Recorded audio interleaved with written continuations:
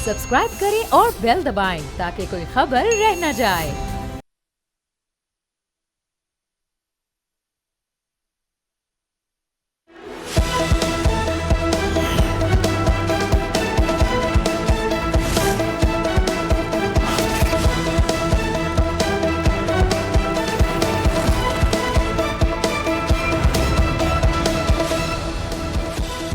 अस्सलाम वालेकुम। प्रोग्राम में खुशामदीद। मैं हूं अफसा कोमल। 19 रोज से जारी जंग में ईरान ने अमेरिका और इसराइल जैसी ताकतों का दिफाई तौर पर भरपूर मुकाबला किया और दबाव बढ़ाने के लिए आपनाए हुर्मुज़ को बंद करने की हिकमत अमली इस हवाले से दुरुस्त साबित हुई कि अमेरिका के इत्तेहादियों ने भी सदर ट्रंप को इस सिलसिले में मदद करने से इनकार किया और एक तरह से ट्रंप हमें तनहा नजर आए।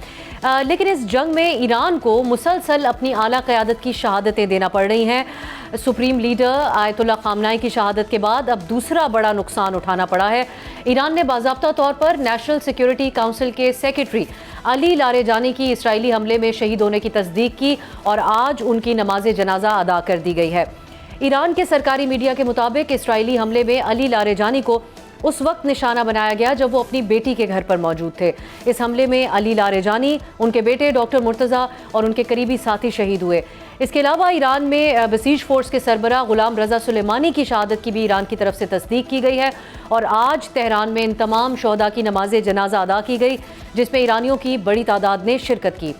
मौजूदा हालात में ईरान के डिफेक्टो लीडर समझे जाने वाले अली लारेजानी को नाज़रीन उस वक्त निशाना बनाया गया है जब इस कशीदगी को कम करने के लिए सालिसी और बातचीत की ज़रूरत पर जोर दिया जा रहा था। इसराइल के हमलों से बज़ाहिर ऐसा नज़र आ रहा है कि इस कशीदगी को ख़त्म करने के बजाय जंग जारी रखना चाहता है और इसके लिए सदर ट्रंप का कंधा इस्तेमाल किया जा रहा है। इसको एक और बात भी दुरुस्त साबित करती है। ट्रंप इंतज़ामिया के अहम ओहदेदार डायरेक्टर इंसदाद दहशतगर्दी जो केंट ने ईरान जंग की मुखालफत करते हुए एहतजाजन सदर ट्रंप को अपना इस्तीफ़ा दिया और उसकी वजह उन्होंने ये बताई कि ईरान अमेरिका के लिए बराह रास्त ख़तरा नहीं था। सदर ट्रंप को इसराइली लॉबी ने वरगला कर इस जंग का हिस्सा बनाया। तो यानी अमेरिका से हायर लेवल्स के ऊपर ये सवाल उठाया जा रहा है कि इसराइल की जंग का हिस्सा अमेरिका क्यों बना। लेकिन अब ये सवाल अभी भी मौजूद है कि क्या अमेरिका और इसराइल अब भी ईरान में रजीम चेंज करना चाहते हैं। पहले तो अवाम के ज़रिए ये करने की कोशिश की जा रही थी, लेकिन अब क्या आला क़यादत को ख़त्म करके रजीम चेंज करना मुमकिन होगा, क्योंकि अब जो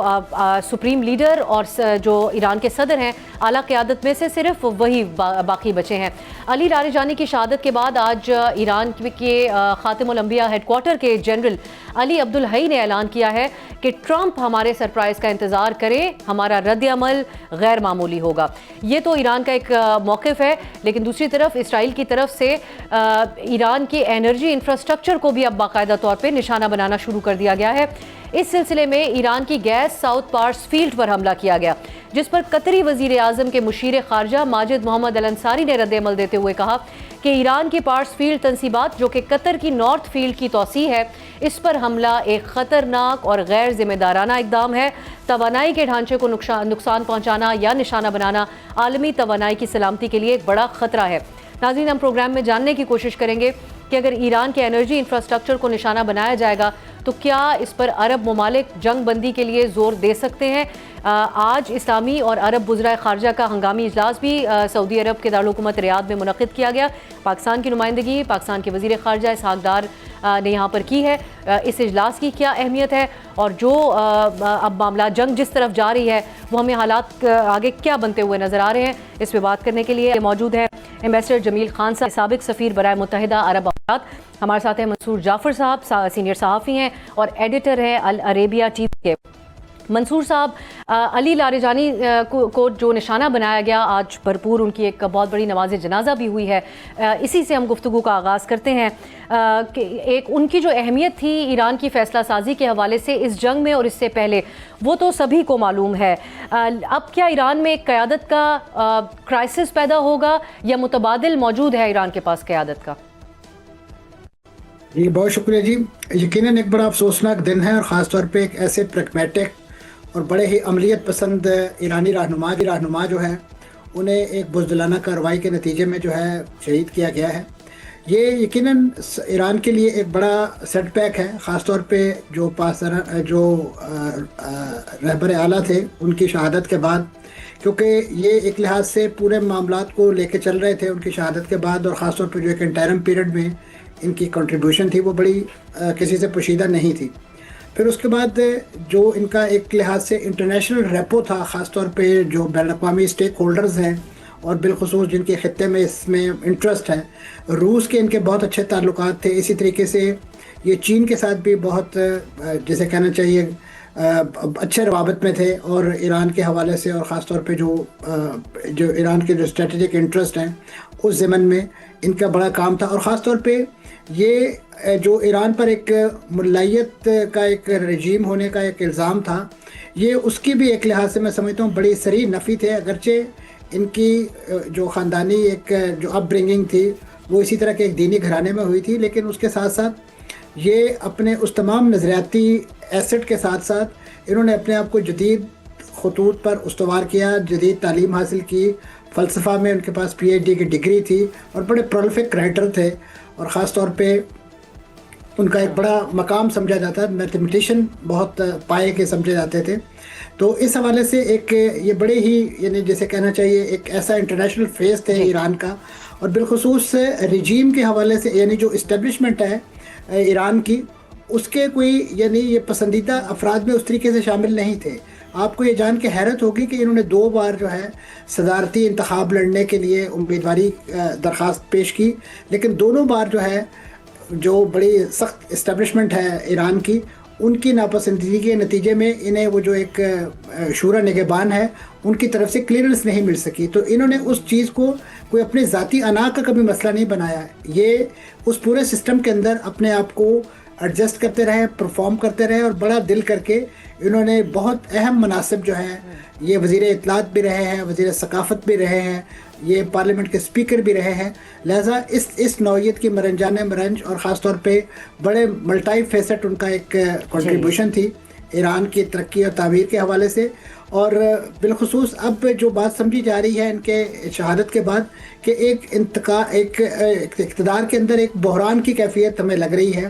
کیونکہ اس وقت جن شخصیت کا نام ان کے پیش رو کے طور پہ لیا جا رہا ہے وہ سعید جلیلی ہیں، وہ پاسداران انقلاب ہی کے رینک کے لوگ ہیں، لیکن وہ انتہائی سخت گیر اور مغرب کے انتہائی نقاد اور اظہار نفرت کی حد تک جو ہے مغرب کو ناپسند کرنے والی شخصیت ہیں۔ تو لہٰذا وہ جو اس وقت ایک برج بنا ہوا تھا لارجانی کی شخصیت کی صورت میں مغرب کے ساتھ دیگر ملکوں کے ساتھ کہ ایک اوپننگ بن سکتی تھی، خاص طور پہ اس جنگ کے جب بادل چھٹنے تھے، تو اب ایک سخت گیر شخصیت جو ہے، میں سمجھتا ہوں اسرائیل اور امریکہ کی یہ جو پالیسی ہے بالخصوص رینڈملی اور انڈسکرمنیٹلی قیادت کو نشانہ بنانے کی، یہ ان دا لانگ رن اسرائیل امریکہ کو بہت نقصان سے دوچار کرے گی، کیونکہ ان دونوں حرکتوں کی وجہ سے اسرائیل اور امریکہ جو نارمل جو جیسے انٹرنیشنل ہیومینیٹیرین لا ہے، جو جنگی قانون ہے، اس کی وائلیشن تو کر ہی رہے ہیں، اس کے ساتھ ساتھ وہ ایک ایسے مافیا کا روپ اختیار کر گئے ہیں کہ جو صرف اور صرف اپنے فریق مخالف کو کچلنا جانتا ہے، اور اس کے لیے کوئی ضابطہ قاعدہ اور اخلاقی معیار اور جنگی قانون جو ہے اس کو خاطر میں نہیں لانا چاہتا۔ اب جو چیز میں اگر آپ مجھے اجازت دیں میں کیونکہ آپ نے بڑی اہم بہت سی باتیں ہمیں بتائی، ایک ڈائریکشن ہے ایسی، میں گفتگو کو اسی طرح آگے جمیل صاحب کے ساتھ لے کے جانا چاہتی ہوں۔ جمیل صاحب، علی لاریجانی ویسٹرن فلسفی پڑھے ہوئے، ایک پوری تاریخ ہے ان کی، اہم عہدوں کے اوپر کئی سال انہوں نے سرو کیا ایران میں، تو ویسٹ بھی ان کو بہت اچھے طریقے سے پہچانتا تھا، اور وہ بھی ویسٹرن سوسائٹیز کو اور ممالک کو۔ روشن خیال تصور ہونے والی قیادت کو اس طریقے سے اٹیک کرنا، آپ سمجھتے ہیں کہ اسرائیل انفرادی طور پہ سیبوٹاج کر رہا ہے کہ اگر کسی بھی طریقے سے جنگ بندی ہوتی ہے اور امریکہ کو علم نہیں ہے یا امریکہ کو اعتماد میں لے کر یہ تمام چیزیں کی جا رہی ہیں، اور آپ کی نظر میں اس قسم کی قیادت کو ختم کرنا، اس کے بعد ہارڈ لائنر متبادل موجود ہونا جیسا کہ منصور صاحب بتا رہے ہیں، یہ بیک فائر کرے گا ان ممالک کے لیے، یا رجیم چینج کرنے میں یا اپنے مقاصد حاصل کرنے میں کامیاب ہو جائیں گے؟ اسرائیل اپنی مکاری میں کامیاب ہوا، اور وہ اس طرح کامیاب ہوا کہ امریکہ کو جس طرح یعنی ڈونلڈ ٹرمپ کو جس طرح انوالو کیا گیا اس جنگ میں، اب تو واشنگٹن کے در و دیوار پہ آج جو پوسٹر لگے ہیں صبح کو، بلکہ رات کو لگے تھے، اس میں دیا ہوا ہے کہ ڈونلڈ ٹرمپ کو کس طرح اسرائیل نے اس معاملے میں پش کیا، بلکہ انہوں نے تو ایپسٹین فائل کا بھی اس میں ذکر کیا ہوا ہے، پوسٹر جو لگے ہوئے واشنگٹن میں۔ جو سروے آیا ہے اس سروے میں بھی سروے نے یہی کیا ہے کہ تقریباً 81% ڈیموکریٹس یہ سمجھتے ہیں کہ انہیں اپسٹین فائل اسکینڈل کی وجہ سے یہ ڈائیورجنٹ کے طور پر ڈونلڈ ٹرمپ نے اس میں حصہ لیا. یہ ان کی بات کر رہا ہوں جو پوسٹر لگے ہوئے ہیں. اور 52% جو انڈیپینڈنٹ ہیں انہوں نے بھی یہی بیان کیا. 26% جو ریپبلکن ہیں وہ بھی, مزے کی بات ہے یہ, 26% ریپبلکن وہ بھی ایگری کرتے ہیں اس سروے میں, اور جو پوسٹرز لگے ہوئے اس کے مطابق یہ وار جو ہے وہ اپسٹین فائل کی وجہ سے ہو رہی ہے. ہو سکتا ہے یہ اس کے علاوہ اور بہت ساری وجوہات ہوں. ایک بات تو مصمم ہے, جو میں نے کہا کہ مکاری میں کامیاب ہوا, وہ اس لیے کہا کہ یہ اسرائیل کی اور اسرائیل کے پرائم منسٹر کی پچھلے 4 دہائیوں سے یہ خواہش تھی کہ کسی طریقے سے ایران پر چڑھائی کی جائے اور اس کو کسی نتیجہ خیز مرحلے تک پہنچایا جائے. تو اب جو نظر آ رہا ہے کہ علی لاریجانی صاحب جیسی معتدل شخصیت ان کو اپنے رسین سے ہٹا دینا, شہید کر دینا, اس کا مقصد یہ ہے کہ ایک شخص جسے نیگوشیٹ یا ڈائیلاگ کیا جا سکتا تھا اس کو ہٹانے کا مطلب کیا ہے کہ اس کے بعد ایک سخت گیر شخصیت آئے گا, جس طرح کہ ہوا جب والد محترم کی آیت اللہ مجتبیٰ خمینی کے والد محترم کی جب شہادت ہوئی تو مجتبیٰ جمع خون, اور آپ دیکھیں سازش کہ ان کو یہ اندازہ ہوگا کہ جس کی وجہ سے انہوں نے ایسا کیا کہ اس کے بعد ایک شدت زیادہ ایک وینجنس کے ساتھ جو بھی شخص آئے گا تو ان کا بیٹ. اسی طریقے سے علی لاریجانی کے بعد جو IRGC کا جو ابھی نام تجویز کیا جا رہا ہے وہ یقیناً ان سے معتدل تو نہیں ہو سکتا ان سے. تو اب اس کے اشارات اور اس کو مزید دوسرے اسکیل پر پہنچانے کے لیے یہی بات ختم نہیں ہوئی. وہ تو ٹھیک ہے, رضا سلیمانی صاحب کی بھی شہادت اور باقی آج انٹیلیجنس منسٹر وہ بھی بڑی اہمیت کے حامل تھے, ان کی بھی شہادت. تو یہ تمام چیزوں کو کر کے آج کے جوڑ دیں جو آپ نے اپنے بیانیے میں بیان کیا, اور وہ ہے جو ایران کی سب سے بڑی گیس فیلڈ جو سدرن سائڈ پر ہے جی. اور قطر کا بھی جس سے بینیفٹ ہے, اور یہ 10,000 اسکوائر کلومیٹر کا سب سے بڑا ہے. ان کیا پتہ نہیں تھا اسرائیل کو, کیونکہ IRGC نے پہلے انتباہ کر دیا تھا کہ اگر آپ نے ہماری فیسلٹیز کو نقصان پہنچایا تو ہم گلف میں کسی فیسلٹیز کو بھی نہیں رہنے دیں گے. اس کا مطلب کیا ہوا؟ اگر اس کی ذرا فلسفیکل انالیسس کریں تو اس سے مطلب یہ ظاہر ہوتا ہے کہ جو گلف کنٹریز کی آسودگی ہے, جو گلف کنٹری کے پیٹرو ڈالر ہے جس سے وہ کافی فیصلے کرا لیتے ہیں اپنے فیور میں, ان کو اس نہج پر پہنچانا چاہتا ہے اسرائیل کہ وہ اتنے کمزور ہو جائیں دوبارہ کہ پھر وہ جو تھوڑی بہت, اول تو بات کرتے نہیں ہیں, جو تھوڑی بہت اگر کوئی بات کر سکتے ہیں فلسطین کے حق میں یا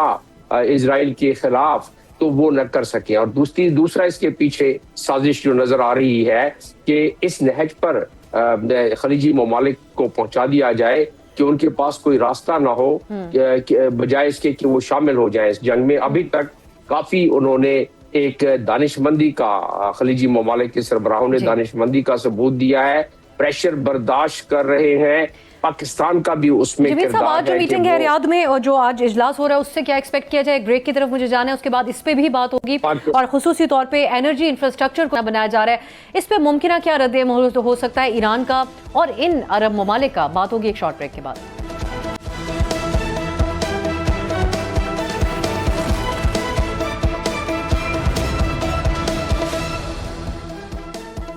کے بعد خوش آمدید. ہم بات کر رہے ہیں 19 روز سے جاری جنگ میں اب ایران کی اعلیٰ قیادت اور انرجی انفراسٹرکچر کو نشانہ بنایا جا رہا ہے. منصور صاحب, اب جو پہلے بات ہو رہی تھی کہ اب جو لیڈرشپ آ رہی ہے وہ زیادہ سخت گیر خیالات کی حامل ہے, اور آپ یہ سمجھتے ہیں کہ یہ بیک فائر بھی کر سکتا ہے اسرائیل اور امریکہ کے لیے. نئی قیادت زیادہ لچکدار نہیں ہوگی اپنی فیصلہ سازی کے حوالے سے, لیکن ممکنہ کیا فیصلے ہو سکتے ہیں ان کے؟ جو آج یہ بیان دیا گیا ہے کہ ٹرمپ ہمارے سرپرائز کا انتظار کریں, ہمارا اب جو رد عمل ہوگا وہ غیر معمولی ہوگا, اس کو کیسے دیکھا جائے؟ یہ یقیناً ایک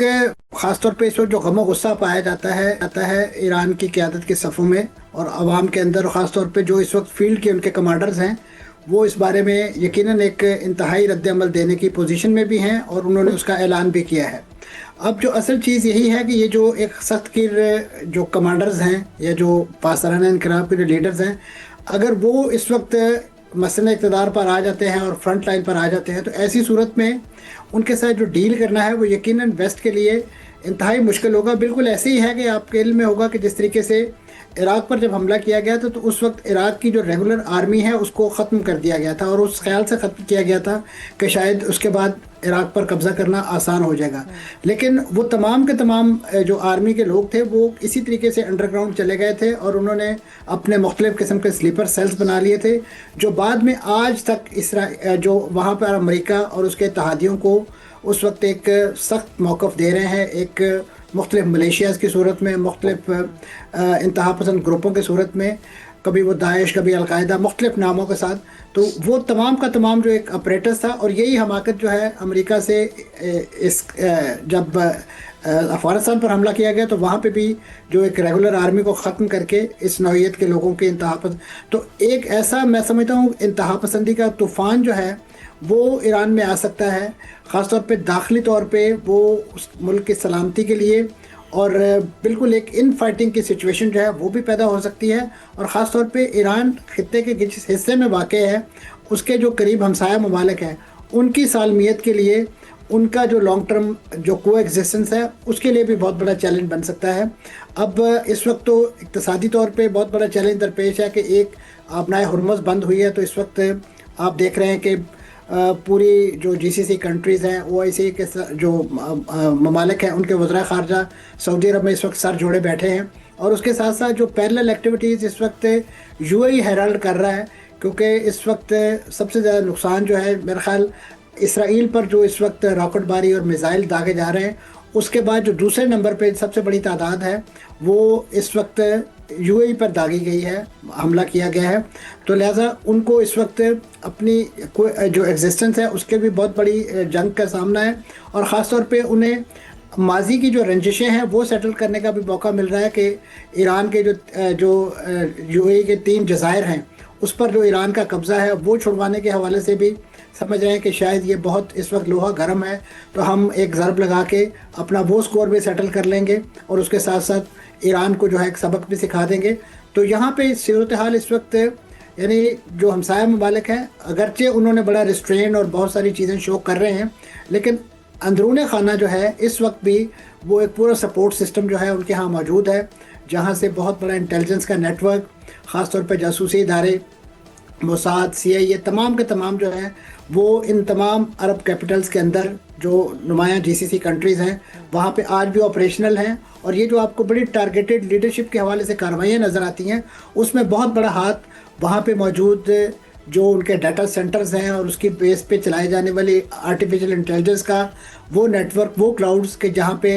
ईरान में ये जो स्ट्रेटेजिक नौइयत की असासाजात और प्लस वहाँ की शख्सियात की जो डे टू डे मूवमेंट और उनकी जो मॉनिटरिंग है वो भी वहीं से की जाती है, और वहाँ से फिर एक प्रिसाइज जो है इंफॉर्मेशन दे के उनको असैसिनेट किया जा रहा है। तो ये तमाम के तमाम मालूमात जो है वो ईरान के पास भी मौजूद हैं, और यही वजह है कि इस वक्त आपको एक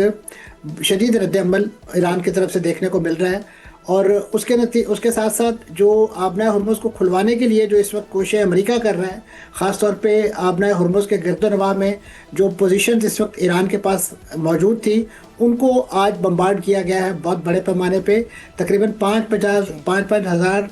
पाउंड के जो बम्स हैं वो इस्तेमाल किए गए हैं, और बड़ी डीप पेनिट्रेशन वाले बम इस्तेमाल किए गए हैं। तो अब लग ये रहा है कि आबनाए हुर्मुज़ की बंदिश से जो एक तूफ़ान उठा है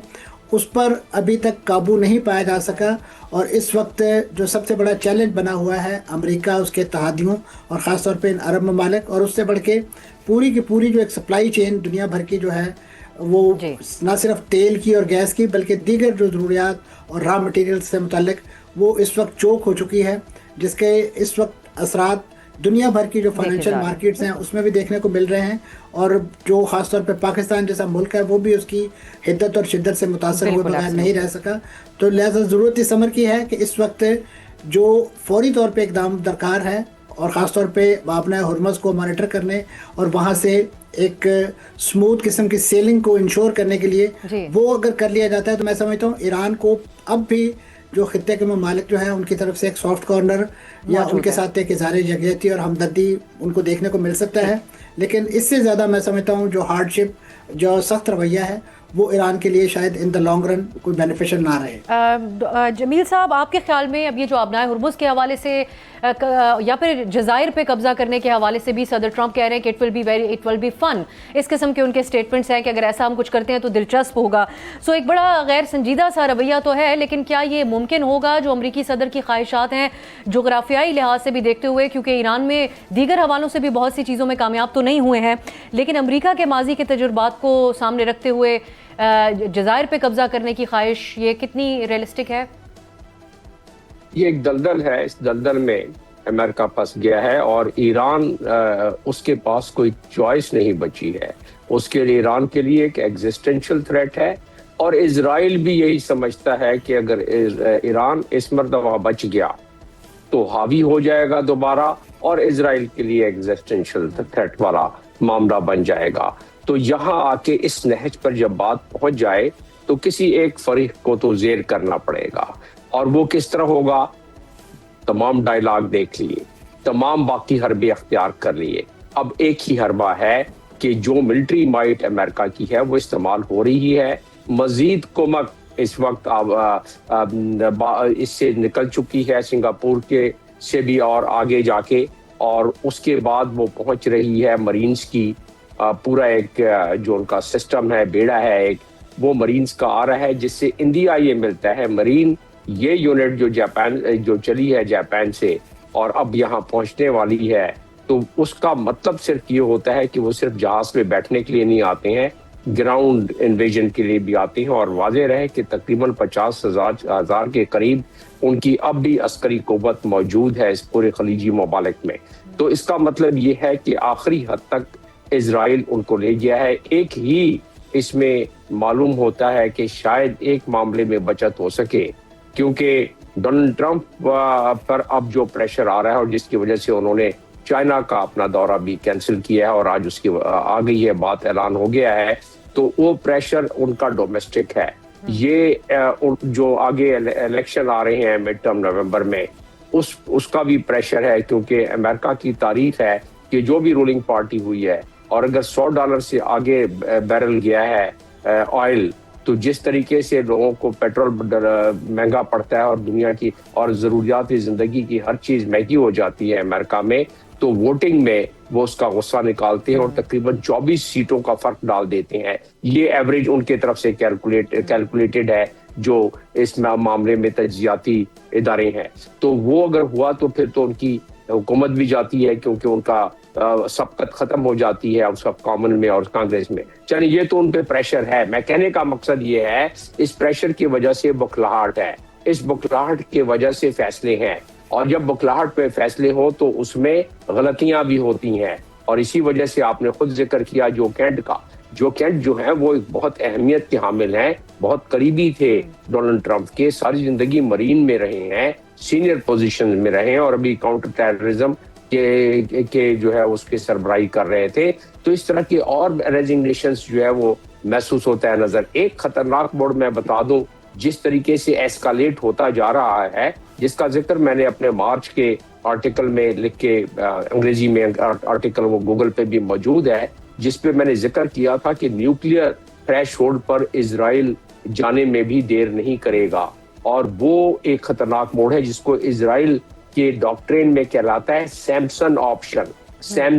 آپشن ڈاکٹرین. وہ مذہب سے بھی جڑا ہوا ہے کہ اسرائیل پہ اگر ایسا وقت آئے تو نیوکلیئر چلا دے. تو اس لحاظ سے اگر دیکھا جائے تو چیزیں تھمتی نظر نہیں آ رہی ہیں، تمام معاملات بڑھتے نظر آ رہے ہیں. اور اگلے چند گھنٹے میں جس طرح پاسداران نے اعلان کر دیا ہے کہ اب آپ نے ہمارے تو آئل فیسلٹیز اور گیس فیسلٹی پر حملہ کر لیا، اور اب آپ کو انہوں نے ایویکویشن آرڈر دے دیا، وارننگ دے دی ہے، گلف کے تقریباً بڑی بڑی فیسلٹیز کو ہم آ رہے ہیں. اور اب تک انہوں نے جو کیا پاسداران نے اس کے بعد میں حملہ کیا. اور آج ہی تلسی گبارڈ جو اس وقت سینٹ کے سامنے بیان دے رہی ہیں، جب ہماری گفتگو چل رہی ہے اس وقت تو بیان دے رہی ہیں، وہ کہہ رہی ہیں کہ چائنا کی ٹیکنالوجی اور رشیا کی ٹیکنالوجی اتنی آ چکی ہے ایران سمیت کہ وہ ہمارے ڈیفنس سسٹم کو چیرتی ہوئی نکل جاتی ہے. اور یہی وجہ ہے کہ اس وقت ان کے جو انٹرسیپٹرز ہیں وہ چلا کے ختم ہو گئے. میسٹر صاحب اس پہ دوبارہ آپ کی طرف بھی آتی ہوں میں، کیونکہ منصور صاحب کے آگے کچھ مصروفیت بھی ہے. منصور صاحب، اجلاس جو آج ریاض میں جاری ہے اس سے کیا توقع رکھی جائے؟ آپ ہمارے لیے اس پہ اپنے کنکلوڈنگ کامنٹس دیجیے گا. ابھی تک جو عرب ممالک کا اس کے اوپر موقف ہے وہ کتنا حد تک واضح ہے، یا کس حد تک اس میں وضاحت کی اب آئندہ ہم دیکھ سکتے ہیں کہ ان کو ضرورت محسوس ہوگی؟ ایک اور چیز کو بھی اگر آپ ایڈریس کرنا چاہیں، عوام کی سطح پر مڈل ایسٹ میں کیا سینٹیمنٹ ہے اس جنگ کو لے کر؟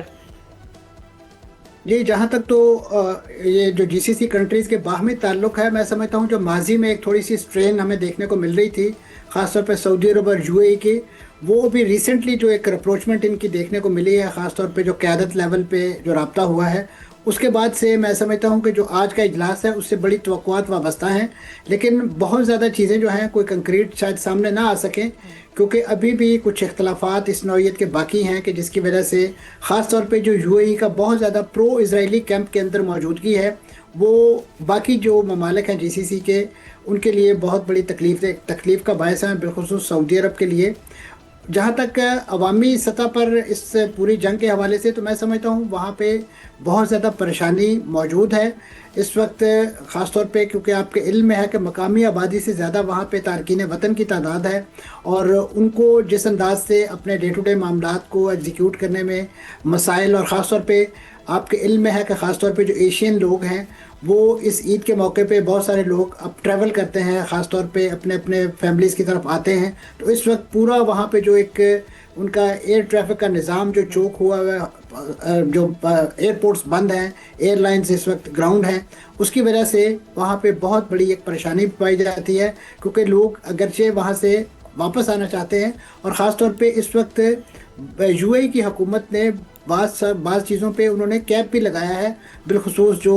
ترسیلات زر ہیں اس کے حوالے سے خاص اماؤنٹ سے زیادہ وہ بھیجنے کی اجازت نہیں دے رہے. یہی وجہ ہے کہ یو اے ای کے بعض ادارے انہوں نے اپنے جو ملازمین کو ہیں، جو گلف کے بعض ادارے جو سعودی عرب کے اندر بھی ہیں، انہوں نے اپنے ملازمین کو جو اپنی عید کی تنخواہیں ہیں وہ تقریباً 12 تاریخ کو ہی ادا کر دی تھی، تاکہ وہ جو ریمیٹنس کا ایک کیپ لگنا ہے اس سے وہ لوگ متاثر نہ ہو سکیں. تو ایک اوورآل وہاں پہ پینک ایک صورتحال موجود ہے، اگرچہ اس کو سرکاری سطح پہ ایکنالج نہیں کیا جاتا،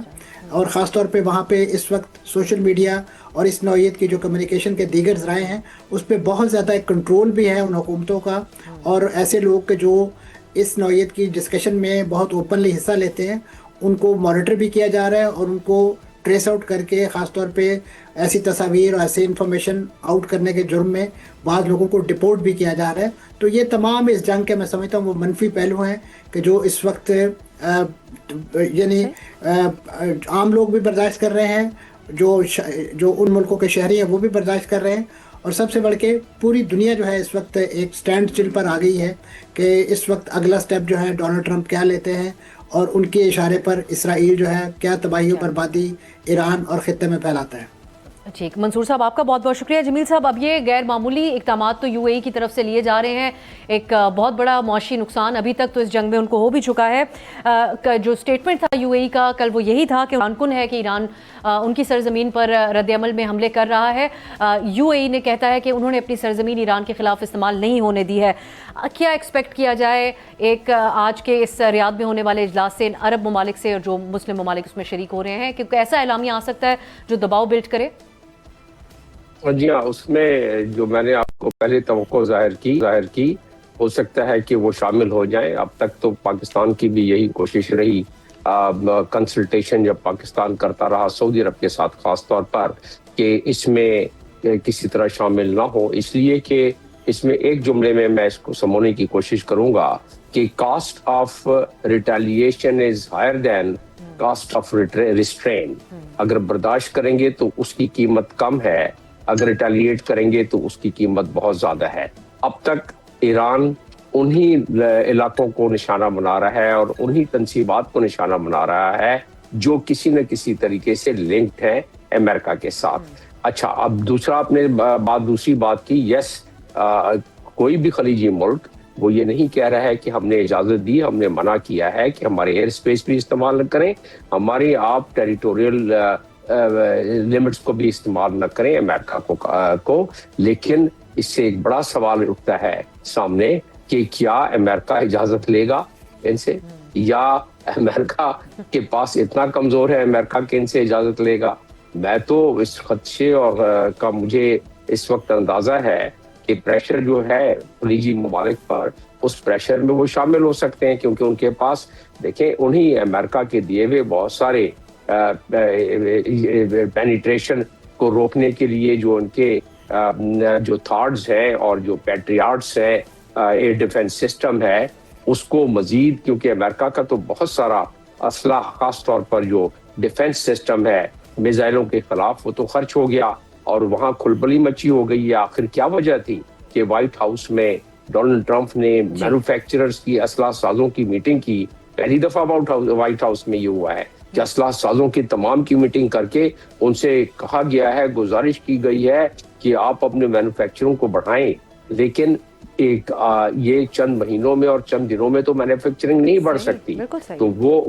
وہ لمیٹڈ انداز میں۔ تو میں کہنے کا مقصد یہ ہے کہ یہ خلیجی ممالک جب تک شامل نہیں ہوں گے تو وہ ساز و سامان بھی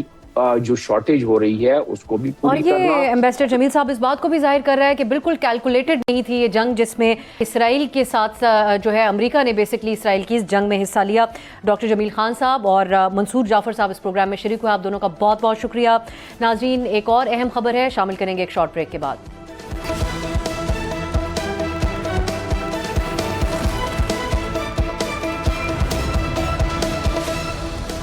بریک کے بعد خوش آمدید۔ آج وزیر اعلیٰ بلوچستان سرفراز بگٹی نے ایک نوجوان بلوچ لڑکی لائبہ کے ہمراہ اہم پریس کانفرنس کی،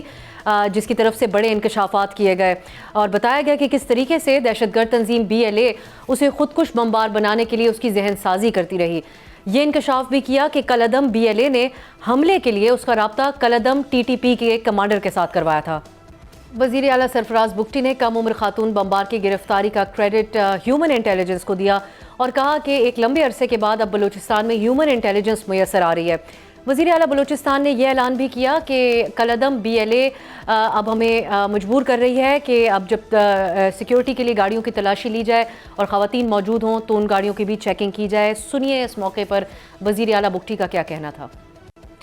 ناظرین، بلوچستان مسلسل کالعدم BLA کے ذریعے دہشت گردی کا شکار ہے، اور اگر حالیہ حملوں کے ٹرینڈ کو دیکھیں تو گزشتہ 5 سالوں میں حملوں کی تعداد میں بہت بڑا ہوش ربا اضافہ دیکھنے میں آیا ہے۔ Pakistan institute for peace studies کی رپورٹ کے مطابق 2020 میں حملوں کی تعداد 102 تھی، لیکن 2025 کے آخر تک ان حملوں کی تعداد 1405 تک پہنچ گئی، اور رواں سال یعنی سال 2026 دہشت گردی کے واقعات، بلوچستان میں دہشت گردی کے واقعات کے حوالے سے بدترین ثابت ہو رہا ہے، کیونکہ اس کے پہلے ہی مہینے میں دہشت گردی کے 67 واقعات رونما ہوئے، جن میں کالعدم BLA کی طرف سے بلوچستان کے 12 مختلف شہروں میں ایک ہی وقت میں منظم حملے کیے گئے تھے۔ کالعدم BLA کی طرف سے نوجوانوں کو اور خاص طور پہ خواتین حملہ آوروں کو استعمال کیا جا رہا ہے، جو کہ پاکستان کی کاؤنٹر ٹیررزم کی تاریخ میں شاید پہلی بار ہو رہا ہے اور ایک بڑا چیلنج ہے۔ کالعدم BLA کی جانب سے جس انداز میں اور خصوصاً آج جس طرح ہم نے دیکھا کہ کم عمر لڑکیوں کو ریکروٹمنٹ ان کی جا رہی ہے،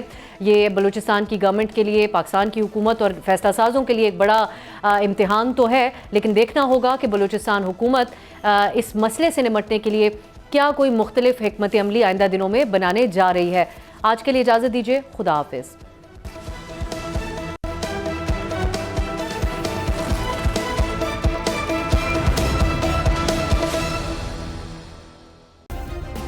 سبسکرائب کریں اور بیل دبائیں تاکہ کوئی خبر رہ نہ جائے۔